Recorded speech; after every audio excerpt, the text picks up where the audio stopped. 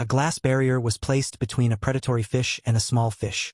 The predator repeatedly tried to attack the smaller fish, but each time it slammed into the glass and got hurt. After many failed attempts, it eventually gave up. Later, the glass barrier was completely removed. There was nothing left separating the two fish, and the small fish swam freely right in front of the predator. Yet it never attacked again.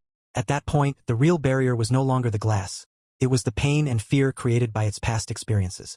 In another experiment, a scientist placed a hungry piranha and a goldfish into the same aquarium with a glass partition between them. The piranha repeatedly charged at the goldfish but hit the glass every time. After many unsuccessful attempts, it stopped trying. Even after the glass was removed, the piranha still refused to attack the goldfish and eventually died of hunger.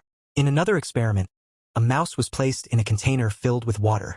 After about 15 minutes, it drowned. A second mouse was then placed in the water, but just before it gave up, the scientist rescued it, fed it, dried it off, and allowed it to rest. Later, the same mouse was placed back into the water. This time, the scientist had no intention of rescuing it. Surprisingly, the mouse kept swimming for nearly 60 hours because it believed that someone might save it again. In another experiment, a mouse was placed in a cage with a lever. Every time it pressed the lever, it received food. The mouse quickly learned that pressing the lever brought a reward. Later, the scientist changed the system so that food was no longer given every time the lever was pressed, but only at random. The mouse continued pressing the lever over and over, eventually becoming addicted to the behavior. In the end, it even forgot why it had started pressing the lever in the first place. And while you're watching all of this, you may be doing exactly the same thing in your own life.